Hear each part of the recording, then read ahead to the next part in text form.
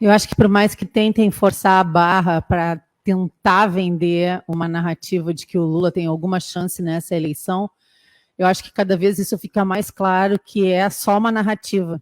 Basta olhar para o dia 1º de maio, que foi aquele vexame daquela manifestação com showmício pago pela Prefeitura de São Paulo, para Daniela Mercury, R$100 mil, né, para não ter ninguém lá assistindo o Lula falar. Né? Teve, inclusive, que atrasar o discurso por falta de público.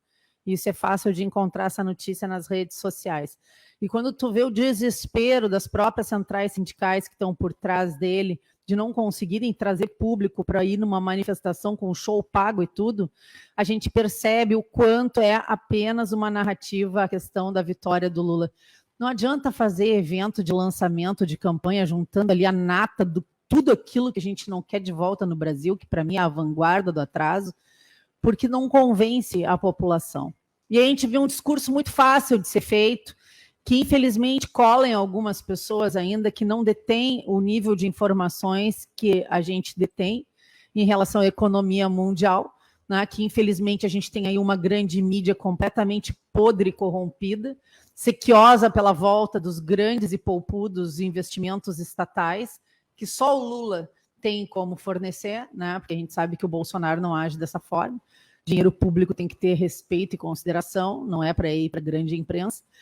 E aí você vê aí uma falta completa de informações relativas à economia mundial, que se fosse feito, a população teria aí pleno conhecimento de que o problema da alta dos combustíveis é mundial, de que o problema da alta da alimentação é mundial, de que a escassez de produtos é mundial, e que isso foi causado por 2 anos de pandemia, de lockdown, né, de fecha tudo, e de muitas empresas que ficaram sem produzir durante muito tempo. Em alguns países da Europa, a gente sabe que tem lista de espera de 2 a 3 anos para comprar um carro, ou inclusive uma geladeira nova, ou uma máquina de lavar roupa.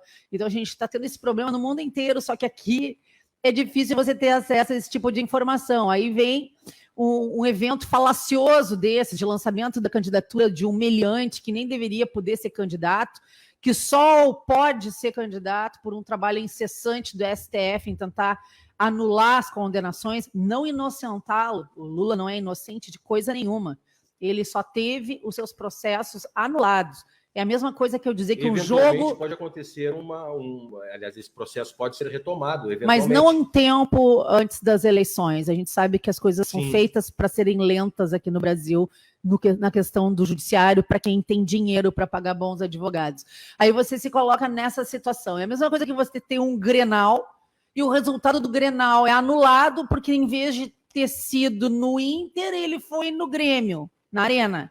Tá? Foi exatamente isso que aconteceu com o presidente Lula. Ele não foi inocentado de coisa nenhuma. Apenas o STF disse que ele não deveria ter sido julgado aqui, ele deveria ter sido julgado lá. E aí se anula as condenações. E se vende uma pasmaceira para a população de que ele é um pobrezinho que estava num exílio político, ele é um presidiário, né? Ele foi preso, ele não é inocente. E aí não adianta vir para o microfone e dizer que a culpa da alta dos combustíveis é do presidente Bolsonaro, que a culpa da alta dos alimentos é do presidente Bolsonaro, quando a economia do Brasil foi a que mais rapidamente começou a se recuperar pós-pandemia. Nós somos o 2º país do mundo que mais gera empregos pós-pandemia, nós e os Estados Unidos, né, na América Latina inteira. E a gente vê aí um esforço tremendo do STF, do TSE, Tribunal Superior Eleitoral, que jamais deveria se meter nesse assunto, dizendo que o presidente Bolsonaro não pode reduzir o preço dos combustíveis porque é ano eleitoral. Ontem saiu uma decisão do Alexandre de Moraes dizendo que o presidente Bolsonaro não pode reduzir o IPI.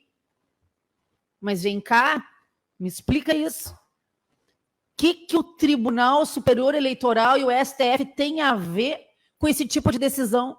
Sim, mas não seriam essas leis, a lei eleitoral, inclusive, que deveriam ser mudadas para que isso pudesse ocorrer se realmente, constitucionalmente, legalmente, o presidente não pode tomar certas decisões num período eleitoral? Essas leis não deveriam ser alteradas? Não existe nenhuma previsão disso na Constituição. Não existe nenhuma previsão disso na Constituição. Isso é mais um ato inconstitucional do ministro Alexandre de Moraes, que vem sistematicamente, junto com outros colegas, rasgando a Constituição, Né? Então, não existe nenhuma previsão para isso. Para vocês terem uma ideia, e é assim que a gente não precisa ir muito longe para lembrar, a Dilma Rousseff, no ano eleitoral que antecedeu a sua última eleição, tá? Quando ela tentou ali se reeleger, ela teve um canetaço, né, em cima da questão dos combustíveis, subvenciou os combustíveis, pagou mais dinheiro para que os combustíveis não aumentassem de preço. E ninguém disse nada. Então é uma palhaçada o TSE vir se meter nesse tipo de assunto. Não tem previsão legal e constitucional para esse tipo de decisão. Isso é apenas perseguição política e autoritarismo. Eu não tenho nenhum medo de dizer isso, porque a Constituição verdadeira do Brasil, a que está escrita e impressa, e que a gente deveria mandar de presente uma cópia para o TSE e para o STF, não tem nenhuma previsão disso. A lei eleitoral não tem nenhuma previsão disso. E o período eleitoral, ele só começa dia 16 de agosto.